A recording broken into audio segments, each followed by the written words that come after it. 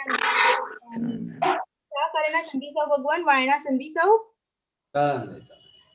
इच्छामी खमार समनो वंदी जानी जानी सिया मथे वंदामी क्या करेना संधी सौ भगवान वायना लेशु ले जो हम वंदी जानी जानी मथे वंदामी इच्छकारी भगवान वायना प्रसाद करासु नमो हरिहंताणं नमो सिद्धाणं नमो हरियाणं नमो वज्रायणं नमो लोये सव्यसाचिनं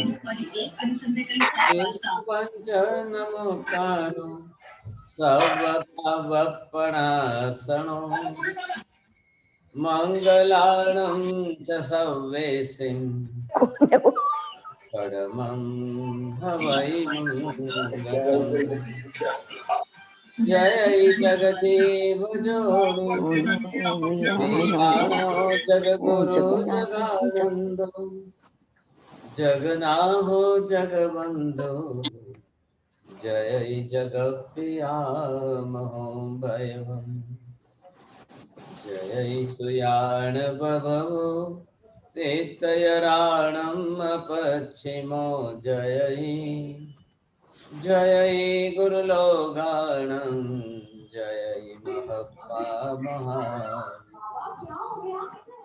वंदे महायसं महाभागं महावीरं महामुनिम् अमरनरराय मह्यं चरमतीर्थयरमिमस्तेत्थस सर्वारिष्टप्रणशाय सर्वाभीष्टार्थदायिने सर्वलब्धिनिधानाय श्री गौतम स्वामिने नमः। श्री सुधर्मा स्वामिने नमः। अज्ञानतिमिरान्धानां ज्ञानाञ्जनशलाकया नेत्रमुन्मीलितं येन तस्मै श्री गुरवे नमः। परमात्मा पार्श्वनाथ भगवान की आराधना पोष दशमी पर्व के निमित्त की आराधना चल रही। आज कई लोगों ने पहला उपवास किया है, किसी ने पहला आयम्बिल किया है और किसी ने पहला एकादशना किया। कल पोष दशमी है और कल परमात्मा पार्श्वनाथ भगवान का जन्म है। परसों परमात्मा की दीक्षा है। परसों परमात्मा का दीक्षा कल्याणक महोत्सव है और ऐसे निमित्त में हम परमात्मा की आराधना विशेष रूप से कर रहे हैं। तो आज हम ऐसे परमात्मा का ध्यान करना सीखते हैं। ध्यान की साधना के पहले प्रारंभ में कुछ उनके जीवन के बारे की सारी घटना काफी लोग जानते भी हैं, कुछ लोग शायद नहीं भी जानते होंगे, लेकिन उनके जीवन का सारा प्रसंग जो है वो जाने बिना समझे बिना भूतकाल ख्याल नहीं आएगा। फिर जब हम ध्यान करने बैठेंगे तब वो सारा दृश्य हमको सामने लेना पड़ेगा और उस दृश्य को सामने लेंगे तभी जाकर के हमको ये ख्याल आएगा। ऐसी स्थिति के अंदर जैसे सुबह में प्रवचन तो चल ही रहे हैं और प्रवचन के अंदर परमात्मा के पार्श्वनाथ भगवान के 10 जन्मों का वर्णन चल रहा है। थोड़ा सा इन शॉर्ट में आपको ये बताना जरूर चाहता हूं कि संसार के अंदर दो जीव एक तरफ से आते हैं, इकट्ठे होते हैं। इनका नाम है मरुभूति करके, ये छोटे भाई हैं। और इधर सामने ये जो है इनके दूसरे भाई, अब जिनका नाम कमठ है। और दोनों एक ही माँ बाप के बेटे हैं। कमठ बड़े भाई साहब हैं, मरुभूति छोटे भाई हैं, लेकिन बड़े भाई कमठ ने छोटे भाई मरुभूति की पत्नी के ऊपर दुराचार किया, परिस्थिति बिगड़ गई। मरुभूति 12 व्रतधारी शुद्ध श्रावक था। व्रत, नियम, पचखान, तप, तपस्या, आराधना करने वाला सम्यक दृष्टि साधक था। मौन रहा, कुछ भी नहीं बोला। लेकिन बात अरविंद राजा तक पहुंच गई। अरविंद राजा इस मरुभूति सज्जन व्यक्ति का एक बड़ा अच्छा मित्र था। उसके गुणों से, उसकी सज्जनता से, मरुभूति की सुशीलता और उसकी धर्म परायणता से एक राजा उसको सामने से मित्र बना करके रखा। और बात आखिर अरविंद राजा के सामने गई। अरविंद राजा ने बड़े भाई कमठ को देश निकाल करके हद पार कर दिया। आप मेरे राज्य में से निकल जाओ। एक आम सड़ा हुआ होता है तो बॉक्स के अंदर बाकी के सब आम को सड़ा देता है, तो मेरे राज्य में ऐसे इंसान नहीं होने चाहिए। अरविंद राजा धर्म परायण राज्य चलाता था, तो उसने उसको हद पार करके निकाल दिया। अब आप सोचिए, छोटे भाई ने तो कुछ भी नहीं किया। अब अरविंद राजा है तो राजा का तो कर्तव्य है, उसने तो सजा दी और बाहर निकाल दिया। कमठ बाहर जाकर एक सन्यासी आश्रम में जाकर सन्यास लेता है, तापस बनता है, जटाधारी बन करके साल भर बाद वापस आता है। और आकर के उसने फिर वापस मरुभूति को संदेशा कहलाया। और ये बड़ा भोला भाला सज्जन आदमी मिच्छामी दुक्कड़म मांगने के लिए, क्षमा याचना के लिए सामने जाता है। एक बार तो अरविंद राजा रास्ते में मिल गए तो उसको समझा बुझा कर वापस भेज दिया, लेकिन फिर भी अपनी भावना प्रबल थी, नम्रता का गुण था। और ये बड़े भाई हैं, चलो मेरे प्रति कोई गांठ न बांधे, वैर वैमनस्य न रखें, मैं क्षमा मांग लेता हूं, जाकर के मुक्त हो जाएं दोनों। बिना कारण क्यों हम जो है वैर वैमनस्य दुश्मनी रखें। जैसे ही मरुभूति जाता है, कमठ मायावी वृत्ति से थोड़ी थोड़ी आंख खोल कर देख लेता है कि पास में आ रहा है। जैसे ही मरुभूति ने जा करके पैरों में गिर करके मिच्छामी दुक्कड़म मांगा, और इस लुच्चे आदमी कमठ ने बड़ी पत्थर की शिला उठाकर उसके सिर पर फोड़ करके मार दिया। इतनी बड़ी पत्थर की शिला जैसे ही सिर पर पड़ी तो सिर फूट गया, खून की पिचकारियां छूट गई और केवल मुंह से मिच्छामी दुक्कड़म शब्द निकला और उसका प्राण निकल गया, मर गया। आश्चर्य तो इस बात का है कि मरने के बाद भी बड़े भाई साहब कमठ जो है अब भी वो छोड़ने को तैयार नहीं थे। तो उन्होंने अपनी तरफ से एक भारी निकाचित नियाणा बांधा, जन्म जन्म तक मैं इसको मारता रहूं, जन्म जन्म तक मैं इसको मारता रहूं। ऐसा निकाचित नियाणा करने का यद्यपि कोई प्रयोजन नहीं था, लेकिन वैर वैमनस्य की वृत्ति के अंदर कोई भी इंसान इतना भारी नियाणा निकाचित कर लेता है। आप उत्तराधीन सूत्र सुन रहे हो, 34वें अध्ययन में जो मलेशिया का विषय है उसमें आपको मैंने समझाया कृष्ण लेश्या, और कृष्ण लेश्या के साथ रौद्र ध्यान के परिणाम आ जाते हैं, अनंतानुबंधी कसाय, ये तीनों इकट्ठे होकर के ये नियाणा निकाचित कर लिया। मरुभूति यहाँ से मर करके दूसरे जन्म में जाता है। अब ये दूसरे जन्म में आकर के हाथी बनता है। अब हाथी बन करके भी ये धर्म व्रत नियम करता है, भगवान की पूजा भक्ति करता है, बेले के पारने, बेले 2 उपवास के पारने, फिर वापस ठाम चौबेरा एकासना वगैरह, क्योंकि पूर्व जन्म के संस्कार दूसरे भव में हाथी के भव में आ गए।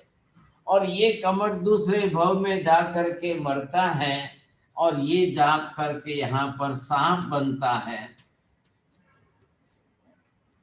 अब ये सांप बन करके फिर मारता है ऐसा। कमठ ने भी यहाँ पर इस जन्म में इसको मारा। एक तरफ अंदर मिथ्यात्व की वृत्ति, दूसरी तरफ ये हिंसा का पाप, और इधर जो है ये नियाणा निकाचित नियाणे का कर्म। अब ऐसे भारी पाप कर्म बांध करके अब ये दूसरे भव में अगले जन्म में ये आगे बढ़ता है। अब इस तरह से कल ये तीसरा भव, कल ये चौथा भव, फिर वापिस जो है आगे जा कर के अब ये पांचवा भव, ये छठा भव, ये सातवां भव, ये आठवां भव, ये नौवां भव।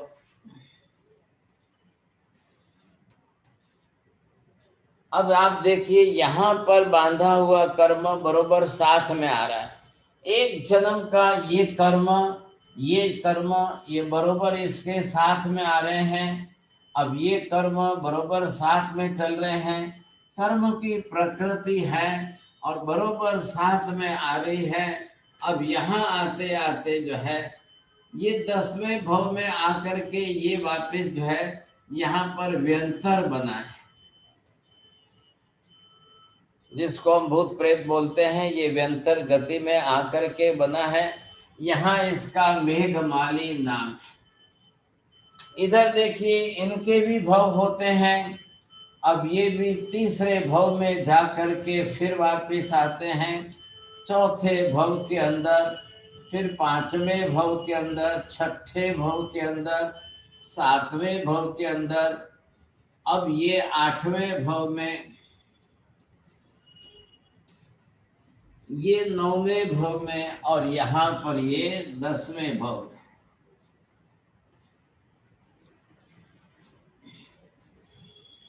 अब ये अपनी तरह से सम्यक दर्शन जो प्राप्त किया, इनके संस्कार और गुण है। अब बरोबर ये दूसरे जन्म में साथ में आ रहे हैं, फिर ये स्वर्ग में जाते हैं, यहाँ पर इनके साथ में इनके कर्म आ रहे हैं।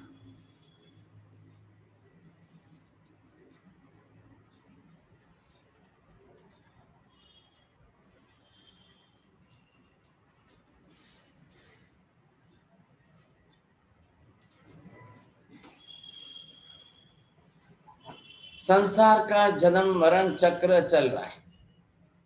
इधर मैंने आपको बताया कि दोनों का रिलेशन था, ये भाई थे। बस पहले जन्म में भाई रहे, बाकी के सब जन्म में दुश्मन शत्रु बन के।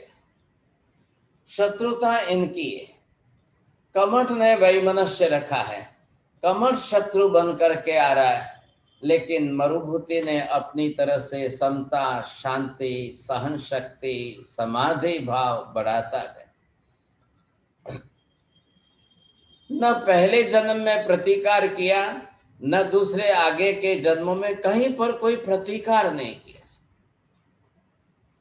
अब आप समझ लो, मरने वाले को कर्म बनते हैं कि मारने वाले को कर्म बनते हैं?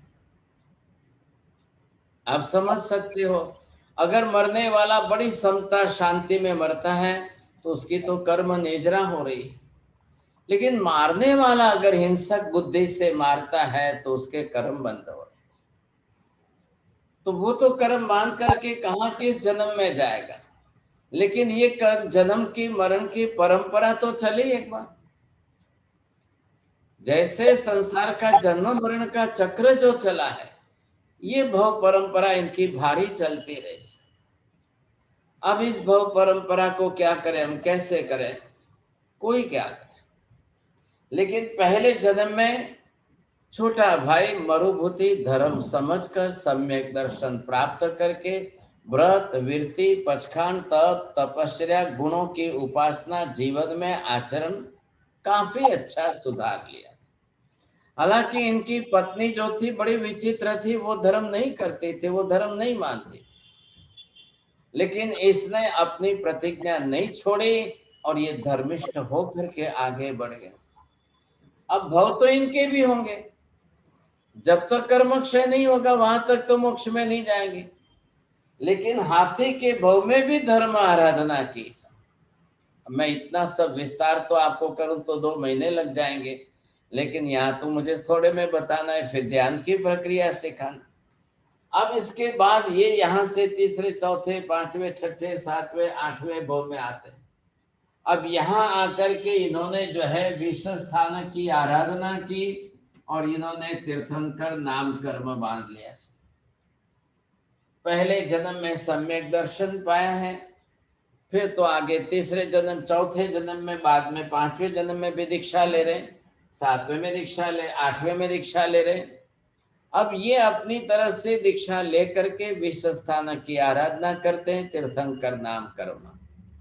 इसका मतलब ये है कि तीर्थंकर नाम कर्म इन्होंने यहाँ 8वें जन्म में रिजर्व कर लिया। अब रिजर्वेशन हो गया, अब ये 10वें जन्म में वहां जाकर सीधे ही पार्श्वनाथ भगवान बनेंगे। तो इन्होंने अपनी आत्मा का तो विकास किया, दैट इज स्पिरिचुअल डेवलपमेंट। आत्मा तो बहुत ऊंची कक्षा में चली गई, लेकिन ये कमठ जो है बड़े भाई साहब, ये कर्म अपने साथ में लेकर चलते चलते दूसरे भव में सांप बने, फिर तीसरे भव में, फिर चौथे भव में, फिर 5वें भव में, ये अलग अलग जन्म, ये नरक में भी जाएगा, फिर निकल के आएगा तो फिर वही मनुष्य, ये स्वर्ग में जाएंगे मरुभूति छोटे भाई, तब बड़े भाई साहब नरक में जाएंगे। अब जिसकी जो करनी है, जिसकी जैसी करनी है, उसको वैसा ही भरना है। लेकिन नरक में जाने के बाद फिर निकल के आता है और ये कर्म की गांठ उसके साथ में है, तो ये भूलने को तैयार है, कर्म की गांठ भूलने को तैयार नहीं है। अब ये आकर के इधर 10वें जन्म के अंदर मेघमाली व्यंतर बनता है, ये 10वें भव में, और इधर ये पार्श्वनाथ भगवान 10वें भव में सब। अब जहां जहां वापिस इनको मिलना है, जिस जन्म में जाकर के वापिस इनको मिलना है, अब कहाँ ये मिलते जाएंगे, कहाँ एक दूसरे के ऊपर ये फिर से वापिस वही मनुष्य की गांठ बांधते हुए फिर ये इनको मारने की कोशिश करेंगे। सब बोलो, હવે હું તમને પૂછું કે મરવું સહેલું છે કે મારવું સહેલું છે?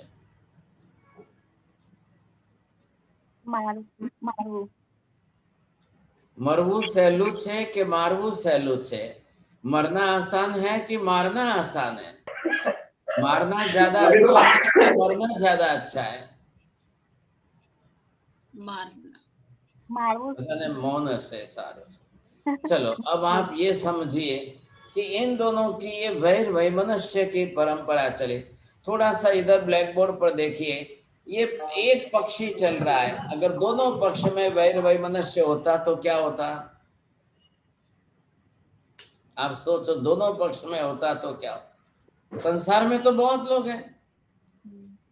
अब संबंध तो आपके कोई पति पत्नी है, कोई भाई बहन है, कोई बाप बेटे हैं, कोई माँ बेटी है, और कोई सासू बहू है सब। अब सबके संबंधों में आप देखिए, रिलेशन तो आपको अपने अपने को सबको मालूम है कि किसके कैसे रिलेशन है, किसके कैसे रिलेशन। कई बार तो डाइवोर्स हो जाने के बाद भी शांति नहीं है, कई बार नहीं हुआ तो भी शांति नहीं है। अब क्लेश कसाय की आग जो लगी है, तो भगवान ये कह रहे हैं कि अनंतानुबंधी कसाय हो, कृष्ण लेश्या हो, रौद्र ध्यान की परिणति हो, वो इतनी भारी कर्म की गांठ बांधेगा, कई जन्मों तक वो साथ में लेकर जाएगा। अब वो गांठ उसके साथ में ये कर्म आएंगे तो कितने जन्म बिगड़ेंगे सर, कितने जन्म बिगड़ेंगे। अब यहाँ पर आप देखेंगे कि मरुभूति की आत्मा ने एक भी जन्म में कमठ का प्रतिकार नहीं किया, एक भी जन्म में मारने नहीं गए, एक भी जन्म में वापिस उन्होंने कोई क्लेश कसाय करके गांठ नहीं बांधी। अब 10 जन्म हो रहे हैं, अब 10 जन्मों का लाइफ स्पान, आयुष्य कर्म का टोटल करो तो अरबों बरस बीत जाएंगे, और हमारे यहाँ तो 10 बरस भी नहीं बीतते हैं। हम तो 10 बरस में दूसरी बार प्रतिकार करते हैं, ईंट का जवाब पत्थर से देते हैं, अब ये हमारी परिस्थिति है सर। तो ये कैसे पॉसिबल कैसे हुआ? ये कितनी समता इन्होंने रखी, कितनी समाधि भाव रखा इन्होंने, कितनी शांति रखी और कितना सहन किया होगा। आप सुशील जी जरा सोच लो, जो सहन करता है उसका नुकसान होता है कि जो सहन नहीं करता है उसका नुकसान होता है? किसका नुकसान होता है भाई साहब? जो सहन नहीं करता। सहन करने वाले का क्या नुकसान हुआ? किसका नुकसान होता है? लेकिन कई बार हम जब बोलते हैं, હવે મને વધારે નહીં સંભળાવતા, હવે મારાથી વધારે સહન નહીં થાય, હવે હું વધારે સહન નહીં કરી શકું, બસ કરો, ઘણું થયું, હવે વધારે નહીં સંભળાવ. क्यों भाई साहब, क्यों सहन नहीं होता है क्या? संगम के उपसर्ग के सामने भगवान महावीर कितना सहन करते हैं, कितना सहन करते हैं. किसका बिगड़ा? संगम का बिगड़ा, और महावीर की तो नेजरा हुई ऊपर से. लेकिन ये भाई साहब, मैं भी उपदेश देता हूं, लेकिन परिस्थिति आने पर किसी के तीव्र क्रोध के सामने कई बार सहन नहीं भी होता है. बाहर से सहन कर भी लेता हूं, लेकिन अंतर मन के अंदर आर्त ध्यान शुरू हो जाता है. बहुत विकट परिस्थिति है. उपदेश देना में तो मुझे भी अच्छा लगता है, मेरी 52 वर्ष की प्रैक्टिस है, तो उपदेश देना मुझे बड़ा अच्छा लगता है. लेकिन जब मेरे ऊपर बीतती है तब सहन करने में मुझे भी तकलीफ होती है. तो मैं दृष्टांत ये मरुभूति का लो नहीं, कोई सामने कमर जैसा हो तो मुझे भूल से भी अपने भावी भव तो नहीं बिगाड़ने, मरुभूति को चिंता है, वो सम्यक दृष्टि है तो उसको आत्म चिंता है. जो मिथ्यात्व है उसको कभी आत्मा का विचार भी नहीं है, आत्मा की इच्छा भी नहीं है, आत्मा का चिंतन भी नहीं है. वो आत्मा के गुण के साथ नहीं जीता है, वो मात्र कर्म के साथ ही जीवन जीता है. उसको अपने स्वभाव से ही जीवन जीना है. अब वो तो अपना संसार बिगाड़ेगा ही बिगाड़ेगा, लेकिन हम क्यों उसके कारण हमारा संसार बिगाड़े? किसी के कारण मैं मेरे भव क्यों बिगाड़ूं? और कोई अगर मेरे प्रति वैर वैमनस्य की गांठ बांध करके साथ में लेकर आया भी है, वो मारना भी चाहता है, तो मुझे मरना भी मंजूर है, लेकिन भव बिगाड़ना मंजूर नहीं है. क्यों भव बिगाड़ो, क्यों भव बिगाड़ो?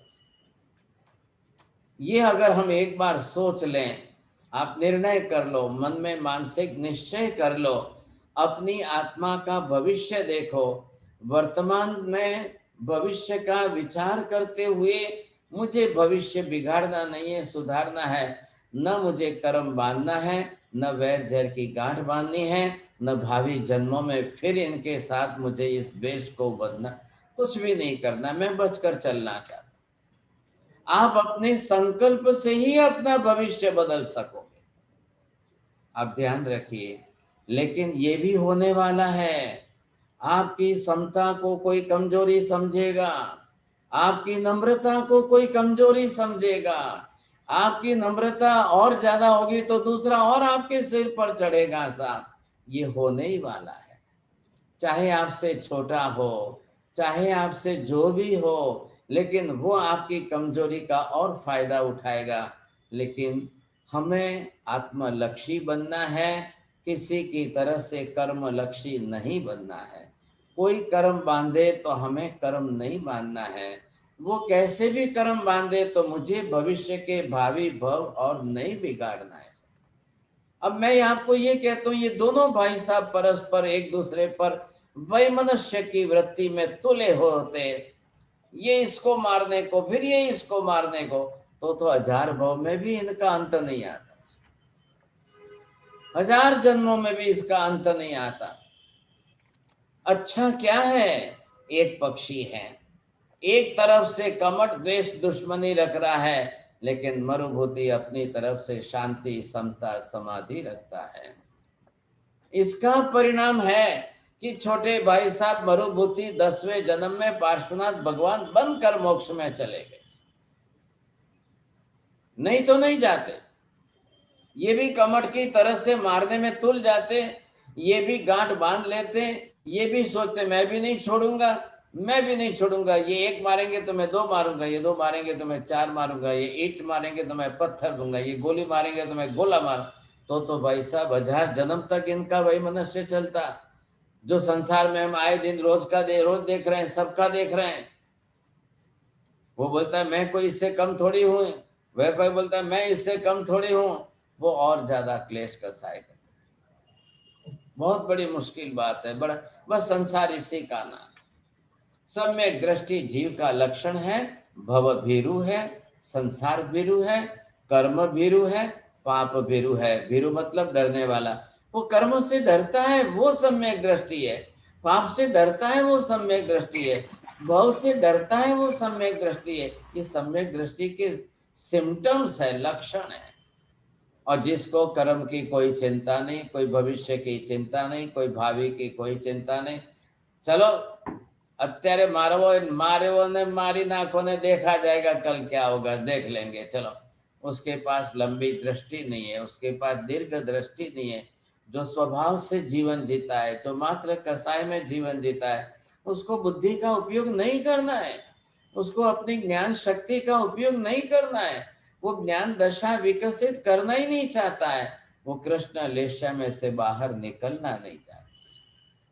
सबसे बड़ी समस्या। ऐसी स्थिति के अंदर अब मरुभूति, दूसरे भव, तीसरे भव, चौथे भव, आते आते 8वें जन्म में वो एक तरफ विश्वस्थानक की आराधना करता है, तीर्थंकर नाम कर्म उपार्जन करता है। 9वें भव में 10वें प्राण देवलोक में जाते हैं। फिर वहां से उतर करके अब कल रात को भगवान का जन्म होगा। सभी इतिहास की बैकग्राउंड आपको मैंने थोड़ी समझाई है। अब प्रभु का जन्म, जन्म कल्याणक का महोत्सव, जन्माभिषेक महोत्सव, अब वो दृश्य आपको सामने लाकर मेडिटेशन करना है। बस उतना ही ध्यान करने का विषय है। तो वो आपको ध्यान करने के लिए समझना है हम किस तरह से कैसे करेंगे। अब ये दृश्य यहाँ पर मैं आपके सामने वर्णन करता हूँ।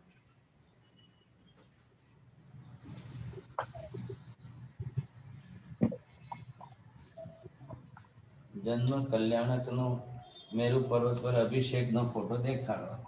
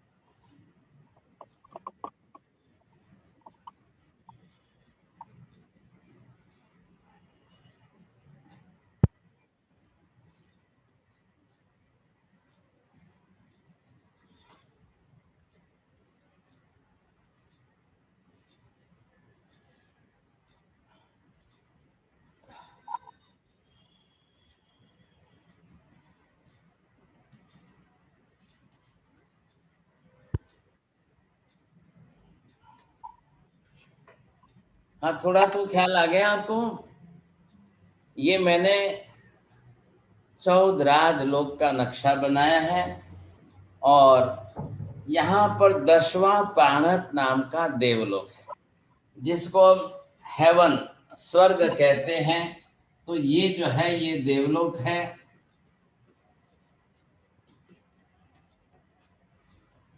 अब यहाँ 9वें जन्म में पार्श्वनाथ भगवान की आत्मा है। ये यहाँ पर उनका 9वां जन्म है। और उधर ही महावीर स्वामी की आत्मा भी है। महावीर स्वामी 26वें जन्म में उधर 10वें देवलोक में है। और ये पार्श्वनाथ भगवान की आत्मा 9वें जन्म में वहां पर देवलोक में है। अब बहुत बड़ा देवलोक है, एक तरफ ये भी है वहां पर, एक तरफ ये भी है। बहुत बड़ा आयुष्य है उनका, 20 सागरोपम का आयुष्य है, बहुत लंबा आयुष्य। तो आप सोचिए इतने लंबे टाइम काल के अंदर कभी मिले तो होंगे ना एक दूसरे को। जब एक ही देवलोक में रह रहे हैं सब।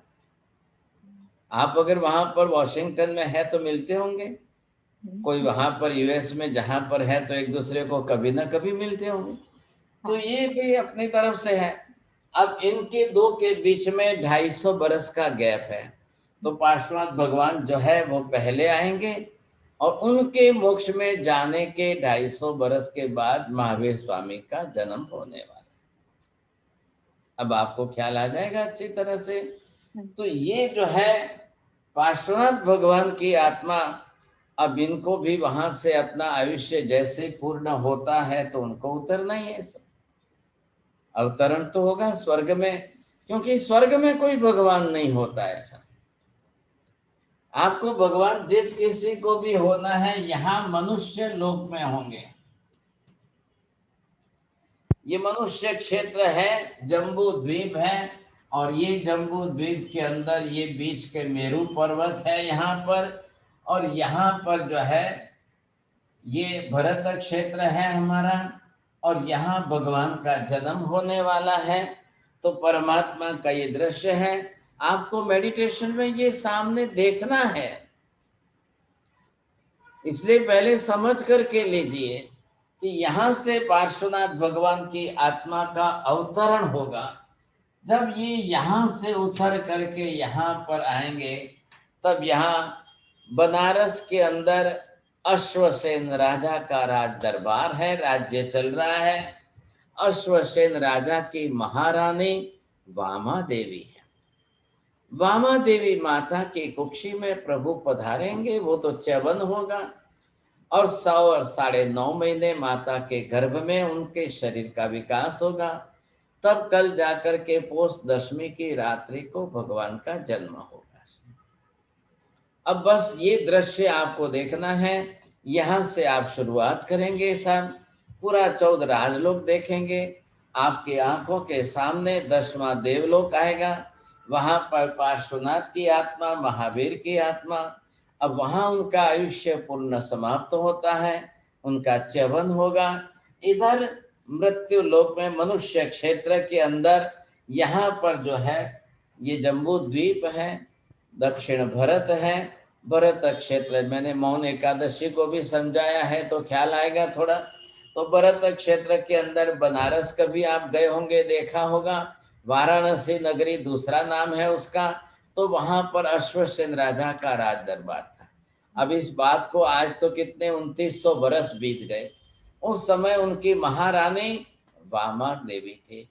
तो जब भगवान अपनी तरह से माता जी की कुक्षी में आए हैं, भगवान माता की कुक्षी में 9.5 महीने का काल बिताते हैं। अब कल सबसे बड़ा पवित्र दिन पोष दशमी का आएगा। माता जी बिल्कुल आनंद चित्त है, बड़ी प्रसन्न चित्त है, प्रफुल्लित हृदय वाले हैं।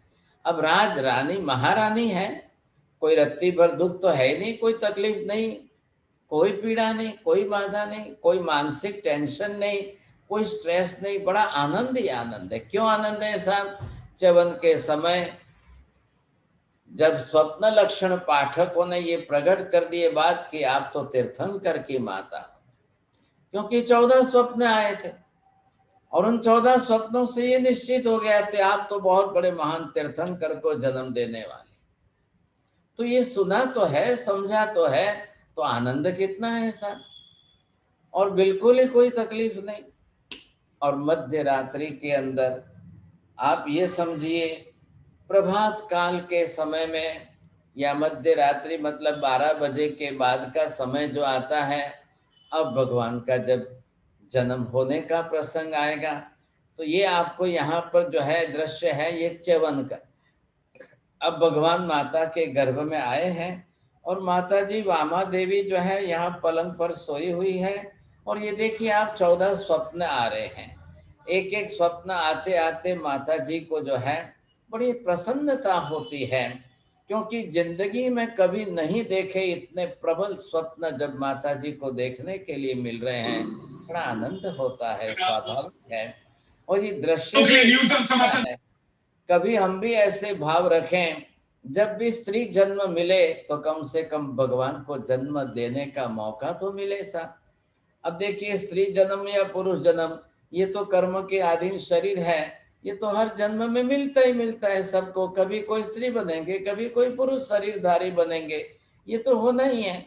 लेकिन कभी ऐसा मौका मिल जाए कि हमको स्त्री जन्म मिले और परमात्मा को जन्म देने के कारण प्रभु की माता बनने का सौभाग्य प्राप्त हो जाए, इतनी बड़ी उपलब्धि तो बहुत बड़ी होती है, क्योंकि भगवान की माता का नाम भी तो अमर रहेगा ना। इसलिए ये भी एक बड़ा दृश्य है। तो जब भगवान का जन्म होगा सन, अब परमात्मा का जन्म होगा, तो स्वयं इंद्र महाराज आएंगे। इंद्र महाराज आकर के वो भी अपने 5 रूप करेंगे सा। इंद्र के मन में सम्यक दर्शन की भक्ति है, तो वो दूसरे और किसी पर विश्वास नहीं करेंगे।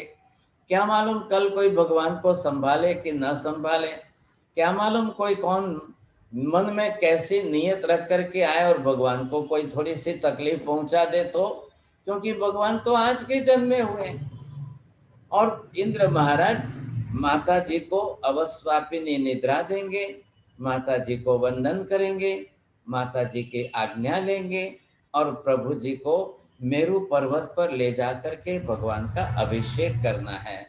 तो अब यहाँ से ये इंद्र महाराज अपने खुद के 5 रूप के, जरा देखो आप इसके अंदर, आप पीछे एक इंद्र ने तो छत्र धारण किया है कि भगवान के ऊपर धूप न गिरे। इधर देखो 2 जने हैं, राइट में लेफ्ट में, दोनों ने चामर लिया हाथ में, दोनों चमर धारण करके भगवान के ऊपर जो है हवा डाल रहे हैं। एक में तो इंद्र महाराज ने अपने हाथ में गोद में लिया है भगवान को, और 5वें एक तो आगे वज्र लेकर डांस कर रहे हैं, नाच कर रहे हैं, और थोड़ा सा वो उनके हाथ में वज्र एक खिलौना जैसा है, तो वो नचा रहे हैं ताकि भगवान को आनंद आए। अब ये करते करते 5 रूप के साथ में मेरु पर्वत पर जा रहे हैं। इंद्र महाराज आए कहाँ से? यहाँ से, ये पहला देवलोक है। अब यहाँ से ये आते हैं, यहाँ पर आएंगे। अब यहाँ से भगवान को ले करके अब ये गए, तो ये मेरु पर्वत के शिखर पर यहाँ जाना है। एक परमानेंट स्थान बना हुआ है। अब वहां जा करके, क्योंकि एक ऐसा पवित्र स्थान है, न मनुष्य आते हैं, न पशु पक्षी आते हैं, न देवलोक के देवता आते हैं, तो ये बहुत अलग से स्थान है, कोई रहता ही नहीं, निर्जन स्थान है। तो यहाँ ला करके इंद्र महाराज जो है अपनी गोद में भगवान को लेकर के बैठेंगे,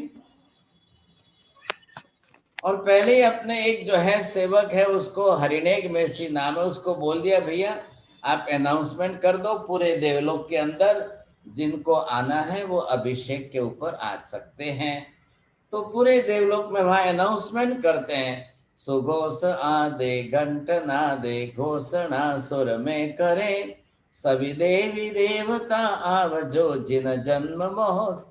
तो वो सबको अनाउंसमेंट करके बुलाते, भाई जिनको आना है। अब इनमें सम्यक दर्शन की श्रद्धा वाले जो है वही आएंगे, मेन तो सब तो नहीं आ सकते हैं। तो जिनको भी आना है वो सब यहाँ पहुंचेंगे, मेरु पर्वत पर आएंगे और सब आकर के भगवान का अभिषेक करेंगे सब। अब ये अभिषेक इतने बड़े अभिषेक है, बहुत बड़े प्रमाण में है, और सभी देवता अपने हाथों में कलश लेकर के आते हैं। कलश के अंदर गंगा जल पद्मद्र से शुद्ध जल भर के लाते हैं, उनके कलश भी बहुत बड़े बड़े होते हैं, और ये ला करके सब भगवान का अभिषेक करते हैं सब। फिर इंद्र महाराज भी आते हैं, फिर यहाँ से सौधर्म ईशान इंद्र शक्रेंद्र वो भी आते हैं, वो भी आकर के वृषभ का रूप बना करके सिंह में से दूध की धारा निकाल कर भगवान का अभिषेक करते हैं। ये परमानेंट सिस्टम है ऐसा। 24 ही तीर्थंकर, सभी तीर्थंकर भगवंतों की इसी तरह से जो है व्यवस्था होती है। इंद्र महाराज ही आएंगे, वही भगवान को लेकर जाएंगे, वही मेरु पर्वत पर अभिषेक करेंगे। ये सारा दृश्य जो है इसी को आधार लेकर के, और वीर विजय जी महाराज ने करीब 300-350 बरस पहले एक स्नात्र पूजा पढ़ाई, वो हमारे यहाँ आज भी रोज प्रचलित है, हम पढ़ाते हैं, समझे कि नहीं। इसी वर्णन, ये वर्णन जो है कल्प सूत्र आगम शास्त्र में है, और भी अन्य आगम शास्त्रों के अंदर है। ये वर्णन परमानेंट सिस्टम है जो सभी तीर्थंकर भगवान के लिए होती है। मेरु पर्वत न, अब ये यहाँ पर ला करके भगवान का अभिषेक करेंगे। अभिषेक करेंगे, फिर बाद में अष्ट प्रकारी पूजा करेंगे साहब। भगवान के शरीर पर चंदन का विलेपन करेंगे, आभूषण धारण कराएंगे, नृत्य भक्ति करेंगे, धूप दीप करेंगे, ये देखेंगे आप जो है भगवान का अभिषेक। तो यहाँ पर इंद्र महाराज किस तरह से परमात्मा को गोद में लेकर के बैठे हैं, और इधर चारों तरफ अन्य इंद्रों को और देवियों को देखिए, किसके हाथ में कैसे कलश है, किसके हाथ में कैसे कलश है, और किस तरह से भगवान के ऊपर दूध की धारा बहाते हुए अभिषेक कर रहे हैं। तो एक बड़ा अच्छा सुनहरा दृश्य है। और कई देवता देव दुंदुभी बजाते हैं, कोई अलग अलग वाद्यंत्र बनाते हैं, नृत्य भक्ति आदि भी करते हैं साहब। सबका भाव ये, क्योंकि एक ही प्रसंग है भगवान के जीवन का, सिर्फ जन्म का ही प्रसंग है कि मेरू पर्वत पर सब देवलोक के देवताओं को मनाने का एक बहुत बड़ा अच्छा आनंद मिलता है, अवसर मिलता है। ये बर्थडे सेलिब्रेशन है ना, तो सबको आनंद होता है। अब परमात्मा के जन्म अभिषेक वगैरह जब हो, तो आज जो भगवान इंद्र महाराज ने भगवान की अष्ट प्रकारी पूजा विधि आदि सब वहां मेरू पर्वत पर की थी, वही आज हम कर रहे हैं, उसी की कॉपी कर रहे हैं, उसी के अनुकरण में हम करते जा रहे हैं साहब। तो ये एक परंपरा हजारों साल से चली आ रही है, और आज इसी तरह से परमात्मा का अभिषेक वगैरह होता है, पूजा होती है, सब कुछ होता है। उसके बाद में भाव भक्ति से हम चैत्य वंदना आदि करते हैं सर। अब इंद्र महाराजा भगवान को लेकर के माता जी के पास आते हैं। तो भावेश भगवान को तो माता जी के पास ला करके सौंपना ही है सब। अब माँ को तो थोड़ी देर के लिए अवस्वापिनी निद्रा, जिसको आप बोलते ना एनेस्थीसिया, तो वो दे करके उनको शांति से सुला दिया। अब वो जागेगी और बालक नहीं देखेगी तो माँ की तो वेदना, रोना शुरू हो जाएगा। तो इंद्र महाराज जो है ये अभिषेक आदि करके फिर वापस भगवान को माता जी के पास ला करके रख देते हैं, और फिर उनकी अवस्वापिनी निद्रा दूर कर लेते हैं। माँ अपने बेटे को पास में देखकर बड़ी खुश हो जाती है, और ऐसे समय में ये 56 दिक् कुमारिकाएं भी गिरे आती है। वो पहले आती है और वो भी अपनी तरह से सारी क्रिया करती है साहब। 56 दिक् कुमारिका, अब वो आकर के सारे जो है अपनी तरह से स्तुति का क्रिया वगैरह करती है। और उसके बाद माता पिता वो 13वें दिन के बाद अब भगवान का नामकरण वगैरह करेंगे। माता पिता भी मनाएंगे जन्मोत्सव सारे नगर के अंदर जो है। तो अब आपने ये दृश्य उनका देखा है, ये कॉमन सभी भगवान के लिए। आपको बिल्कुल मेडिटेशन करना है। क्या करेंगे? एक तो पहले बताया हुआ पूरा जो है मरुभूति से कमर से 10 जन्म तक का सोच लो। उसके बाद में ये 14 राजलोक का दृश्य, 10वें देवलोक में 20 सागरोपम के आयुष्य वाले मरुभूति, और ये पार्श्वनाथ भगवान और महावीर की आत्मा। अब ये महावीर पार्श्वनाथ भगवान की आत्मा का अवतरण होता है। इधर आपको वाराणसी नगरी में अश्वसेन राजा और वामा देवी माता की कुक्षी में भगवंत पधारते हैं। अब ये समय बीतता है गर्भकाल का, और पोष सुदी दशम का दिन कल आएगा। पोष सुदी दशम की रात्रि को भगवान का जन्म होता है। ये सारा दृश्य आपको अपने अंदर देखना है, बस आपको कुछ भी नहीं बोलना है। अब ये दृश्य देखते देखते देखते आपको सारा आनंद, ये जन्म कल्याणक का मेडिटेशन है। आपको पूरा दृश्य, एक पूरी फिल्म आपको चलते हुए, मूवी चलते हुए दिखाई देनी चाहिए। बस आंखें बंद हैं, आप शांत बैठे हैं, ये पूरी मूवी चलती हुई आपको दिखाई देगी। अब ये करते करते आप इतने स्वस्थ स्थिर हो जाओगे, और ये करते करते जैसे आप स्थिर हो जाओगे तब आपको आगे का ख्याल आएगा। इसके पहले आप अपनी तरफ से जो है बरोबर शुद्धिकरण करके सामयिक लेकर मेडिटेशन के अंदर आप ध्यानस्थ बैठिए। अर्ध पद्मासन हो, पूर्ण पद्मासन हो, सुखासन हो, आपको जिस आसन में बैठने की अनुकूलता हो आप बैठिए। आपको ज़्यादा से ज़्यादा 1 सामयिक लगे, 2 घड़ी का समय लगेगा, 48 मिनट आप बैठ करके पहले वो दृश्य देखिए, फिर बरोबर अपनी तरह से ये चिंतन की धारा में शुरू करिए। थोड़ी देर के लिए आप जप कर लीजिए। पहले प्राथमिक कक्षा के लिए ओम ह्रीं श्रीं अर्हं श्री शंखेश्वर पार्श्वनाथाय नमः। आप जीभ हिलाएंगे नहीं, होठ हिलाएंगे नहीं, आप बिल्कुल जो है आंख खोलेंगे नहीं। बड़ी शांत मुद्रा के अंदर ओम ह्रीं श्रीं अर्हं श्री शंखेश्वर पार्श्वनाथाय नमः। धीरे धीरे धीरे मन में, भले ही आप 10 मिनट ही करो, लेकिन पहले जाप करिए और फिर ये दृश्य पूरा मेडिटेशन का बरोबर आंखों के सामने लाइए। बरोबर एक धारा में चलता जाएगा, एक ऐसी धारा के अंदर चलता जाएगा, बरोबर आपको आनंद आएगा। और इस प्रसंग को देखते भगवान के जन्म कल्याण, फिर कभी अपने आप को देख लो, मैं भी इंद्र बना, मैंने भी भगवान का अभिषेक किया, बड़ा आनंद आएगा आपको। ओहो, ऐसा आनंद आएगा कि परमात्मा का जन्म कल्याणक और मुझे भी मेरू पर्वत पर इंद्र बन करके भगवान का अभिषेक करने का मौका मिल गया। साहब, ये दृश्य आप देख सकते हो। बिजू आगल से छकुंदी कुमारी। हाँ, अब ये पूरा आपको ध्यान में लाना है। ख्याल है, पूरा दृश्य चलेगा तो क्या होगा कि एक भगवान के जीवन का प्रसंग है। अब आपको फालतू दूसरे विचार ही नहीं आएंगे, कोई इधर उधर का विचार नहीं आएगा। आपको जब आपका पूरा हो जाए ध्यान, फिर आप देख लो कि सामयिक का टाइम पूरा हो गया या नहीं हुआ है, थोड़ा बचा है, तो फिर वापस जप कर लो थोड़ा सा। फिर जप कर लेंगे तो आपको और अच्छा आनंद आएगा। लेकिन 1-2 घड़ी की सामयिक बड़ी शांति से आपकी हो जाए और ध्यान के साथ हो जाए, जाप के साथ हो जाए, परमात्मा का स्मरण हो जाए, और ये तो मानस पटल पर ये चित्र की तरह से आता ही जाए, आता ही जाए। लग रहा है आपको हो सकता है कि नहीं? बरोबर है। हाँ, अब मैं आपको थोड़ा सा समय देता हूँ, आप जानना चाहते तो पूछ लो कुछ, तो आपको और क्लैरिफिकेशन कर लो। अब आप बोलोगे ऐसा करना है, वैसा करना है, क्या करना है, ये सब्जेक्ट है, आप इसी सब्जेक्ट पर बरोबर धारा में बहाइए, आपको दूसरे विचार नहीं आएंगे, कुछ भी नहीं आएगा बस। हाँ साहब बोलिए, अब आप किसको प्रश्न पूछना है? हाँ, जिस किसी को भी क्वेश्चन है, प्लीज 1 बाय 1 आप अपना अनम्यूट करें, सब एक साथ में मत करना, नहीं तो आप अपना हैंड रेस कर सकते हो और क्वेश्चन पूछ सकते हो, बट प्लीज 1 बाय 1। हेलो, हाँ, मतिन वंदामी साहब जी। हाँ धर्मलाल, मैं ये पूछना चाहता हूँ कि अपन चेयर पे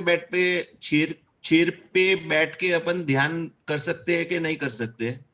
आप नहीं पूछो तो ज्यादा अच्छा है, नहीं तो दूसरे सब तैयार बैठे। नहीं बोले तो मेरे को थोड़ा बैकपेन का प्रॉब्लम रहता है अगर नहीं, नीचे अरे बैठता मैं हूँ। अभी भी आपको हाथ जोड़ता हूँ, विनती करता हूँ, नहीं हाँ पूछो तो ज्यादा अच्छा है।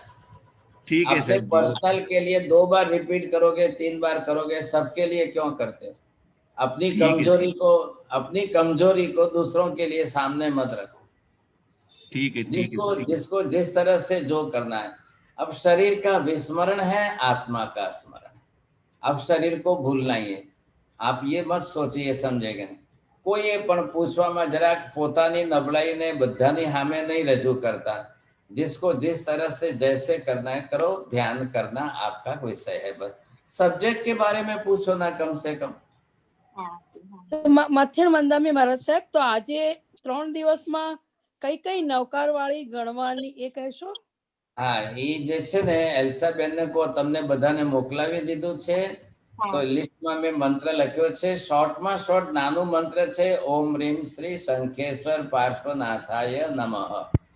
એટલે આજે ભગવાનનું કલ્યાણ કઈ નથી, પણ 3 દિવસના હિસાબે, કેમ કે તેલો 3 અઠમ કરીએ તો 3 ઉપવાસ, અઠમમાં 3 ઉપવાસ આવે એટલે 2 કલ્યાણક, કાલે જન્મ અને પરમ દિવસે દીક્ષા, તો 1 દિવસ કેવો લેવો, એટલે 9, 10 ને 11 એવી રીતે લેવાય છે। તો આજે પણ જાપ કરો, 40 માલા ગણો, કાલે 40 ગણો, પરમ દિવસે 45 ગણો, તો 3 દિવસની અંદર 125 માલાનું જાપ થાય। अब जाप अलग से करो और ये मेडिटेशन एक सामयिक के लिए अलग से करो। अच्छा, ओके। हाँ, जाप अलग प्रक्रिया है, ध्यान अलग प्रक्रिया है। ध्यान में आपको मंत्र कुछ भी नहीं गिनना है, जाप में मंत्र गिनना है। ध्यान के अंदर कल्याणक का प्रसंग है, जन्म का, वो देखना है। परसों मैं फिर वापस आपको दीक्षा कल्याणक का दूसरा प्रसंग आपको सिखा दूंगा। तो पहले इतना तो कम से कम आ जाए। फिर थोड़ा स्तोत्र पाठ है, वो सगरम का है, फिर चिंतामणि स्तोत्र है, फिर नमीन का है, तिजय पोत्र का है। अब शनि रवि का क्लास भी है, तो 2 दिन और बता दूंगा साहब। જરૂર બોલો। જરૂર પથ્થન વંદાવી મહારાજ સાહેબ, મેડિટેશન માટેનો મોર્નિંગનો ટાઈમ સારો કહેવાય કે સાંજનો ટાઈમ સારો કહેવાય? વધારે સારો બ્રહ્મ મુહૂર્તનો સમય છે, बिफोर सनराइज। ख्याल आयो? फिर अब आपकी सुविधा है, अगर सुबह सुबह शांति से हो जाता है तो बहुत अच्छा है, नहीं तो फिर और भी कोई टाइम देख लो। शांति का टाइम होवे वो ज्यादा अच्छा है, ख्याल है कि नहीं? तो आपको बिल्कुल निश्चिंतता होनी चाहिए, विदाउट अब डिस्टरबेंस न हो, ऐसी निश्चिंतता का समय देख लो बस। બ્રહ્મ મુહૂર્ત એ 3:30 to 4:30 રાઈટ? हाँ, बिफोर सनराइज 2 घड़ी ने 4 घड़ी बस। 2 ઘડી ને 4 ઘડી। હા महाराज साहब, एक सेट में क्वेश्चन है कि वेर इज कमठ आत्मा नाउ? कमठ की आत्मा कहाँ है अभी? अभी भगवान की आत्मा मोक्ष में। कमठ कमठ इस संसार के चक्र में घूम रहा है साहब। अभी इस समय वो व्यंतर है, व्यंतर, ख्याल आया? अब वो व्यंतर के रूप में इस समय है। बोलो, कोઈને મળવું છે જેને ભૂત પ્રેત આપણે કહીએ છે ને, તમે કોને જોવા છે તો એડ્રેસ આપો તો કહું તમારા ઘરે આવે। अब वो तो बेचारी भटकती हुई आत्मा है, वो तो आज भी भटक रही है, और उसका स्वभाव तो 10 जन्म का बना हुआ है। लेकिन आपके पास आएगी, फिर आपके साथ झगड़ा हुआ तो फिर आपके साथ। तो बहुत बच के रहना, दूर रहना अच्छा है। बराबर है। हाँ हाँ जी, किसी को भी क्वेश्चन है प्लीज अनम्यूट करे और क्वेश्चन पूछिए, मेडिटेशन कैसे ये विषय में।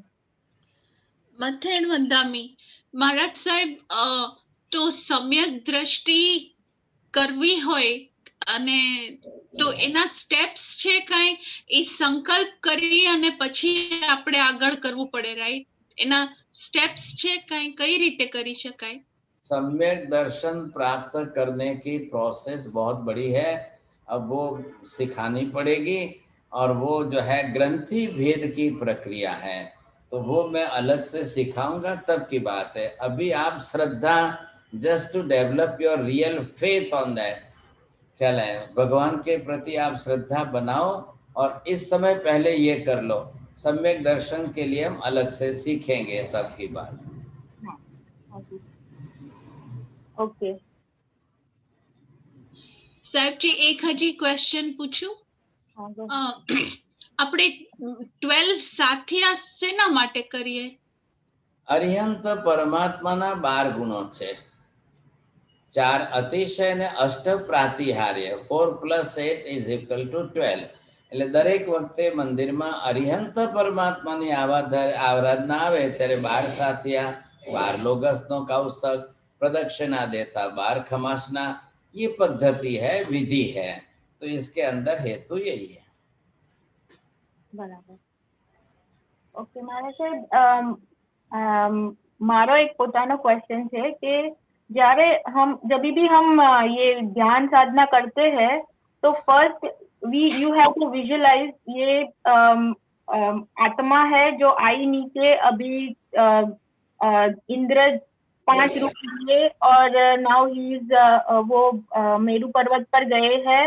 तो ये सब खाली विजुअलाइज करना है पूरा, जस्ट शांति से बैठ के, दैट्स इट।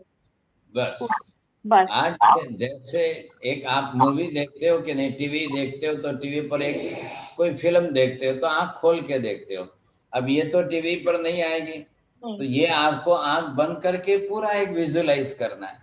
अब आपको देखते ही जाना है, देखते ही जाना है क्या हो रहा है। अब उसके पहले आप जाप कर लो, फिर ये साधना चलेगी। अब बीच में कोई आपको फालतू विचार ही नहीं आएगा, पूरी क्रमशः चलती रहेगी। And then join our own self in that, I am also Indra, I am also doing that Abhishek. तो ये बहुत अच्छा हो जाएगा, मैं खुद भी उसमें साथ में जुड़ा हूँ, कर रहा हूँ, तो तो आपको और आनंद आ जाएगा सर। तो भगवान के जन्म कल्याणक का ये प्रसंग है। हाँ। फिर परसों हम अलग से करेंगे दीक्षा कल्याणक के दिन का ध्यान मेडिटेशन। एक दिन ये कर लो सर। अब उसके बाद में आप देखोगे कैलेंडर पंचांग में जब जब भगवान के जिस किसी भी भगवान के जन्म आते हैं तो हम इस तरफ का मेडिटेशन कर लेंगे। बस फर्क क्या है, जीवन के प्रसंग माता पिता अलग आएंगे, प्रसंग जीवन के अलग आएंगे, और कोई फर्क नहीं आएगा। सिस्टम वही है परमानेंट।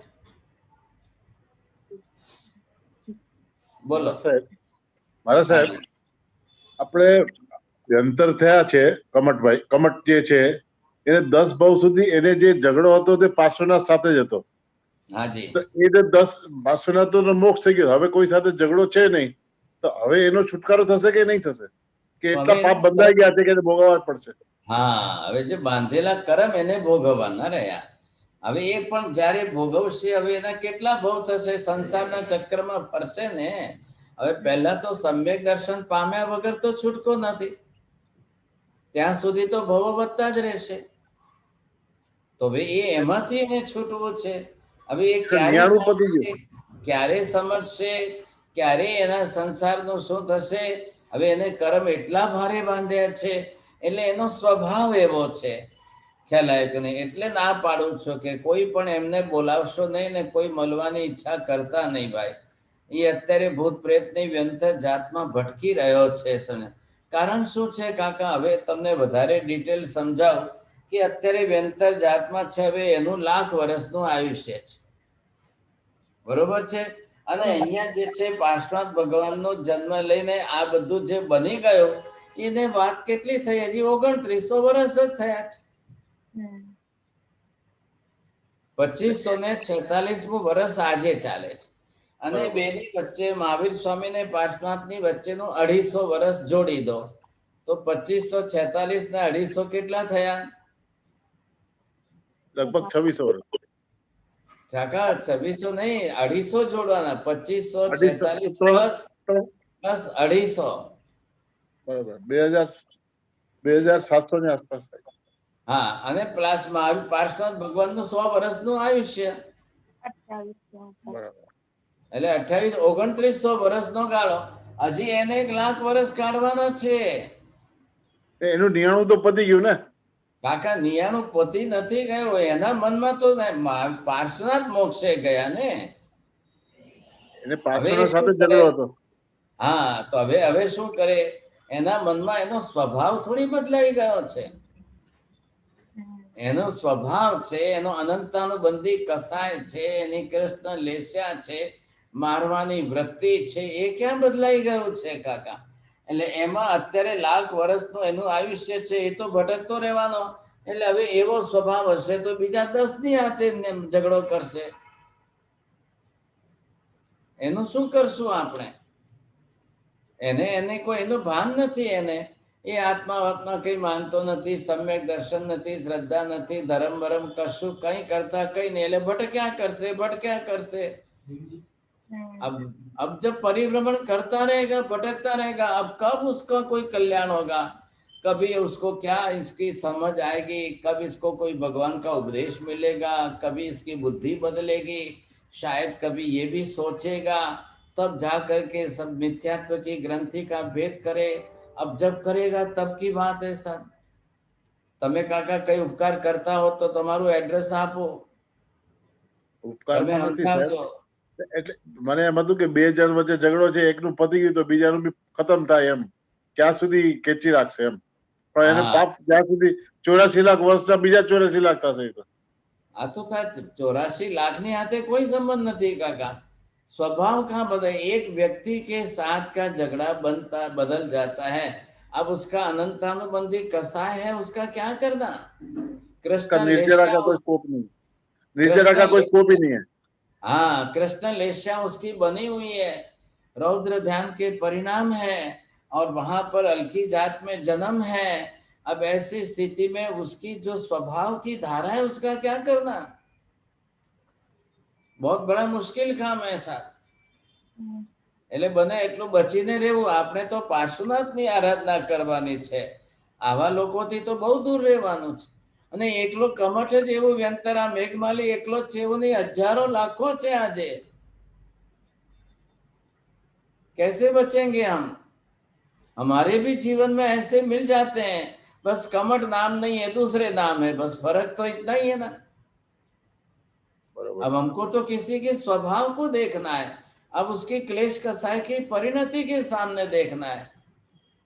हमको किसी नाम से कोई मतलब नहीं. हमारे भी आसपास ऐसे लोग हैं, अब कैसे बचेंगे साहब? बचना बहुत जरूरी है. हम इनका ध्यान करें पार्श्वनाथ भगवान के, और अपने अंतर आत्मा में ऐसे भाव लाएं कि हमारा स्वभाव सुधर जाए, कसाय की परिणति हमारी घट जाए, राग द्वेष की कलह की वृत्ति नष्ट हो जाए. बस ये जरूरी है, इसको धर्म कहते हैं. હા મારા જે ક્વેશ્ચન છે મારે આપણે પાર્શ્વનાથ ભગવાને એમના 8મા ભાવમાં 20 સ્થાનકની આરાધના કરી હતી. તમે કહ્યું કે એને રિઝર્વેશન થઈ ગયું એમનું તીર્થંકર નામનું, તો આપણે કરીએ તો આપણે પણ આપણું રિઝર્વેશન થઈ જાય તીર્થંકર માટે? હા થઈ જાય. તમે થઈ ગયું? તમારે 20 સ્થાનક થઈ ગયું છે? ના બાકી જ અધૂરું છે. હા તો પૂરું કરી પૂરું નથી કર્યું. હા પૂરું કરી લો તો થઈ જશે. હા 15 થઈ છે, 5 બાકી છે. હાથે હાથે સવી જીવ કરો શાસન રસીની ભાવના પણ ગુડજો. જગતના સર્વ જીવોનું કલ્યાણ થાવ, જગતના સર્વ જીવોનું હું કલ્યાણ કરું. જો હોવે મુજ શક્તિ સી સવી જીવ કરું શાસન રસે. એ પણ ગુડજો એટલે જલ્દી થઈ જશો. હા ઓકે, હા બસ આશીર્વાદ આપો. હા એક તો સારું થયું, એક તીર્થંકરની આત્મા આપણને મળી ગઈ. ના ના તમે બહુ दूर છે, जी तो बहुत दूर છે भरत जी. है कि उवसग्रम के जाप कर सकते हैं? जरूर करिए. आप तीनों दिन उवसग्रम का जाप करिए, और उवसग्रम के अंदर एक छोटा मंत्र है, वो भी मैं आपको परसों बताऊंगा, उसका भी कर सकते हो. आप तीनों दिन कर सकते हो, रोज कर सकते हो. ये दिन तो एक्स्ट्रा ऑर्डिनरी है, तो भगवान का ही जन्म कल्याण का इस दिन में करे तो और भी ज्यादा. अदरवाइज आप 365 दिन 12 ही महीने कर सकते हैं. और एक क्वेश्चन है कि व्हाट इज 20 स्थानक? अब वो अलग विषय लो. ओके, 20 स्थानक का विषय अलग लेंगे, उसके डायग्राम चित्र आपको दिखाएंगे, उससे आपको पता चलेगा. Okay okay okay. तो अभी जयश्री शाह जी. यस. हाँ गो, आपने अपना क्वेश्चन पूछ लिया? Yeah, I'm gonna start again. So મહારાજ સાહેબ, ઉવસગ્રમ સ્તોત્રના પાઠ કરવા માટેનું એવી કોઈ વિધિ છે કે એને એની ટાઈમ કરી શકાય? કોઈ પણ ટાઈમે થાય? ટાઈમનો કોઈ પ્રશ્ન નથી. આપણે ગમે ત્યારે કરી શકાય છે. જાપ કરવામાં, સ્તોત્ર પાઠ કરવાનું, એની અંદર બીજી ત્રીજી ગાથાનો મંત્ર છે એ અલગથી કરી શકાય છે, અથવા ઘણાને આખું ઉવસગ્રમ સ્તોત્ર પાઠ કરવું ગમે છે, સામયિક લઈને કરી શકો છો. મંદિરમાં હો તો દીવો ધૂપ કરીને કરી શકો છો. 27 મિનિમમ ગણો તો પણ ચાલે. 27 4 વાર ગણો તો આખા દિવસમાં 108 વારે થાય. એઝ યુ લાઈક, જેટલું તમને અનુકૂળ લાગે એ પ્રમાણે કરી શકો છો. 27 વાર તો કરવાના જ ટાઈમ. 27. Okay okay. हाँ जी, अभी जिस किसी को भी क्वेश्चन है, यू कैन अनम्यूट, आप अपना अनम्यूट कर सकते हो और क्वेश्चन पूछ सकते हो. आई थिंक महाराज साहब सबको क्लियर है. और एक चीज बतानी है. और Meena ji, Meena's iPhone, you can ask a question. સાહેબ ધારો કે નિયાણું કોઈ ગુસ્સો આવી ગયો હોય ને આપણે કઈક એવું બોલી ગયા હોય, પછી એને મિચ્છામી દુક્કડમ ધારો કે દઈએ તો એ નિયાણું પતી જાય ત્યાં? એને નિયાણું ના કહેવાય, ખાલી ગુસ્સો કહેવાય. બધી વાતમાં નિયાણું તો બહુ મોટી વસ્તુ છે. બધું ધર્મ આપણે હારીએ ને ગાંઠ બાંધીએ તો નિયાણું કહેવાય, પણ આપણે મિચ્છામી દુક્કડમ આવે તો નિયાણું ના રહે. અચ્છા અચ્છા. હા, નહીં તો બીજા આ હેતુ એ સમજવાનું જે કૃષ્ણ લેસ્યાવાળા જીવોના મોઢે મિચ્છામી દુક્કડમ શબ્દ ન નીકળે, જે અનંતાનુબંધી કસાયની પરિણતિ વાળા હોય એમને જે છે નિયાણું થાય કે એ લોકોના મોઢે ક્યાંય પણ મિચ્છામી દુક્કડમ આવે નહીં, ખ્યાલ હોય નમ્રતા આવે નહીં. એ બધા એવા જીવો હોય છે, ભારે કર્મી જીવો હોય. એવા જીવો વૈર વૈમનસ્યની ગાંઠ બાંધીને સંસારમાં ભવ કરે. એટલે આપણે તો ટુ બી વેરી સેફ આ પાર્શ્વનાથ ભગવાનની સાથે એમના જીવનમાંથી એક શિખામણ લેવા જેવી છે કે આપણે બિલકુલ સુરક્ષિત સેફ રહેવું છે. કોઈ દાડો કોઈની સાથે વેર વૈમનસ્ય તો રાખવું જ નથી. ક્લેશ કસાય રાખીને જ ગાંઠ બંધાય, પછી આપણે ભાવ બગડે ને એનાય બગડે. આ તો ભૂમિકા આવી જ નહીં જોઈએ. બસ महाराज साहब बस एक बधाने सबको बताना है कि ये जो YouTube का लिंक अभी जस्ट हुआ है ध्यान मेडिटेशन क्लास का, वो मैंने अभी चैट में भी शेयर किया है और उसके डिस्क्रिप्शन में कैसे कौन सा जाप करना है वगैरह कैसे करना है पूरा उसका डिस्क्रिप्शन उसके ऐड कर दिया है, तो आप कृपया वो चेक कर सकते हैं। हम ग्रुप में भी पूरा शेयर किया है कैसे करना है, जो आराधना कोष दशमी की जो आराधना करनी है वो कैसे करते हैं पूरा मैसेज में बता दिया। और आप लोग सब मिलकर के YouTube पर ये इनको आप जो WhatsApp पर भेज देंगे तो आपको डिटेल मिल जाएगी लिखित राइट डाउन में। तो आप WhatsApp में अपना अपना ग्रुप में नंबर नाम लिखा देंगे तो भी सबको मिल जाएगा। फिर वापिस जो है परसों शनिवार और रविवार दोनों दिन जो है हम इसी विषय को दूसरा ध्यान लेंगे, फिर दूसरा प्रकार बताएंगे। नमो अरिहंताणम नमो सिद्धाणम नमो आर्याणम नमो वज्रायाणम नमो लोये सव्वसापुणम एषु पंच नमोकारो सव्वपावपनाशनो मंगलाणं च सव्वेसिं परमं हवै मंगलम।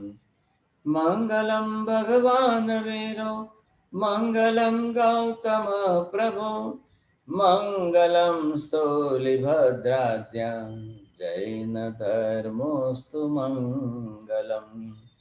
चत्तारि मंगलम अरिहंता मंगलम सिद्धा मंगलम साहु मंगलम केवले पन्नतो धम्मो मंगलम।